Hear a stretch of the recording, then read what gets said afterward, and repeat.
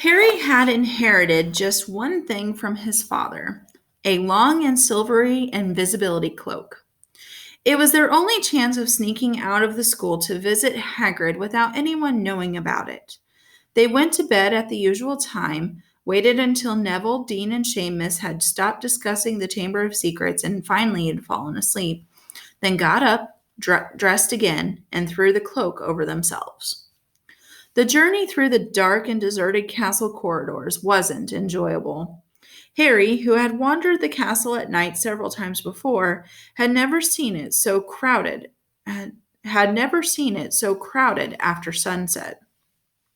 Teachers, prefects, and ghosts were marching the corridors in pairs, staring around for unusual activity.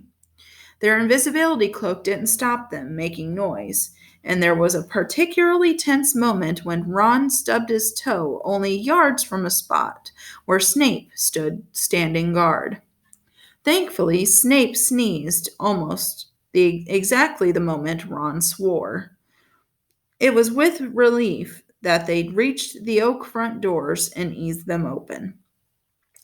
It was a clear, starry night. They hurried toward the lit windows of Hagrid's house and pulled off the cloak only when they were right inside his front door. Seconds after they had knocked, Hagrid flung it open. They found themselves face to face with him aiming a crossbow at them. Fang the boarhound barked loudly behind him. "Oh," he said, lowering the weapon and staring at them. "What are you two doing here?" "What's that for?" said Harry, pointing at the crossbow as they stepped inside. Nothing, Hagrid muttered. "I've been expecting—" "Doesn't matter. Sit down. I'll make tea."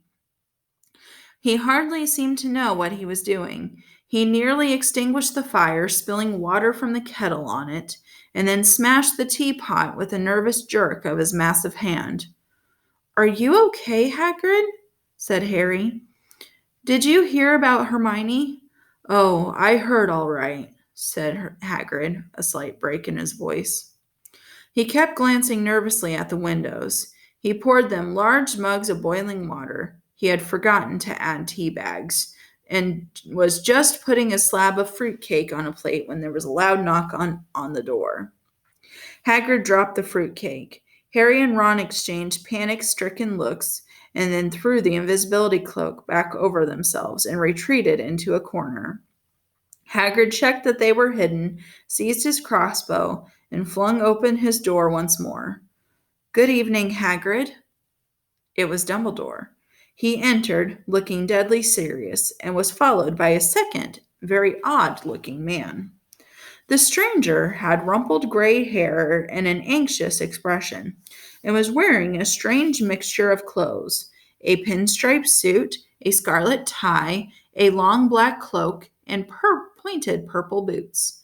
Under his arm, he carried a lime green bowler. "That's Dad's boss," Ron breathed. "Cornelius Fudge, the Minister of Magic."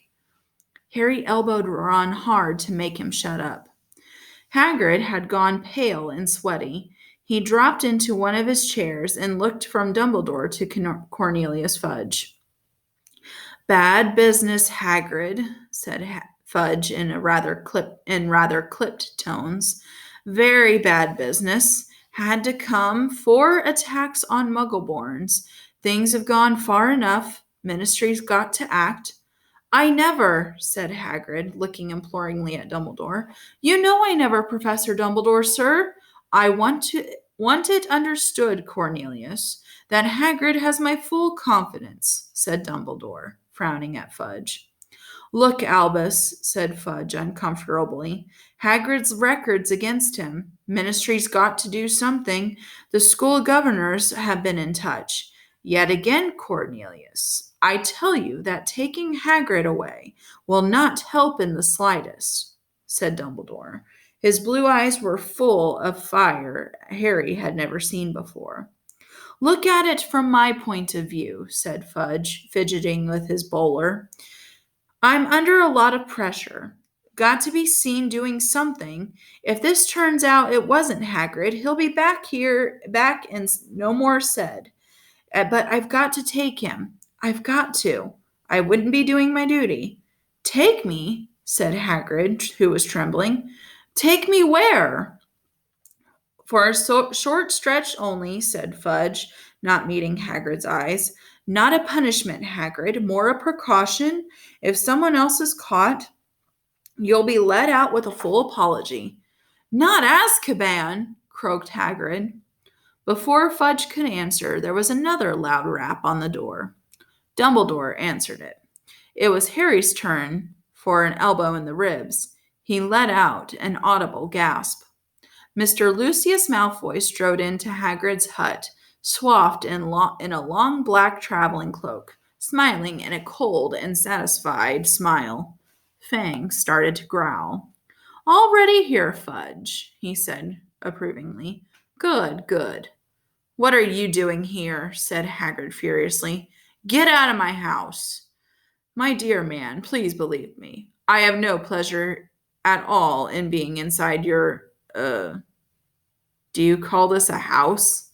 said Lucius Malfoy, sneering as he looked around the small cabin. "I simply called at the school and was told that the headmaster was here." "And what exactly did you want of me, Lucius?" said Dumbledore. He spoke politely, but the fire was still blazing in his blue eyes. "Dreadful thing, Dumbledore," said Malfoy lazily, taking out a long roll of parchment. "But the governors feel it's time for you to step aside. This is an order of suspension. You'll find all 12 signatures on it. I'm afraid we feel you're losing your touch." "How many attacks have there been now?" "2 more this afternoon, wasn't it?" "At this rate, there'll be no Muggleborns left at Hogwarts, and we all know what an awful loss that would be to the school." "Oh, now see here, Lucius," said Fudge, looking alarmed. "Dumbledore suspended? No, no. Last thing we want just now. The appointment, or suspension, of the headmaster is a matter for the governors, Fudge," said Mr. Malfoy smoothly. "And as Dumbledore has failed to stop these attacks—" "See here, Malfoy, if Dumbledore can't stop them," said Fudge, whose upper lip was sweating now. "I mean to say, who can?" "That remains to be seen," said Mr. Malfoy with a nasty smile. But as all 12 of us had voted, Hagrid left to his feet, his saggy black beard, Hagrid left to his feet, his shaggy black head grazing the ceiling. "And how many do you have to threaten and blackmail? And how many did you have to threaten and blackmail before they agreed, Malfoy, eh?" he roared. "Dear, dear, you know, that temper of yours will lead you into trouble one of these days, Hagrid," said Mr. Malfoy. "I would advise you not to shout at the Azkaban guards like that. They won't like it at all." "You can't take Dumbledore," yelled Hagrid, making Fang the boarhound cower and whimper in his basket. "Taking him away, and the Muggleborns won't stand a chance. There'll be killing next." "Calm yourself, Hagrid," said Dumbledore sharply. He looked at Lucius Malfoy. "If the governors want my removal, Lucius, I shall of course step aside." "But—" stuttered Fudge. "No!" growled Hagrid. Dumbledore had not taken his bright blue eyes off of Lucius Malfoy's cold gray ones. "However," said Dumbledore, speaking very slowly and clearly so that none of them could miss a word, "you will find that I will only truly have left this school when none here are loyal to me. You will also find that help will always be given at Hogwarts to those who ask for it." For a second, Harry was almost sure that Dumbledore's eyes flickered toward the corner where he and Ron stood hidden. "Admirable sentiments," said Malfoy, bowing. "We shall all miss your highly individual way of running things. Albus, and only hope that your successor will manage to prevent any, uh, killings. He strode to the cabin door, opened it, and bowed Dumbledore out. Fudge, fiddling with his bowler, waited for Hagrid to go ahead of him, but Hagrid stood his ground, took a deep breath, and said carefully, "If anyone wanted to find out some stuff, all they'd have to do would be to follow the spiders. That'll lead 'em right. That's all I'm saying." Fudge stared at him in amazement.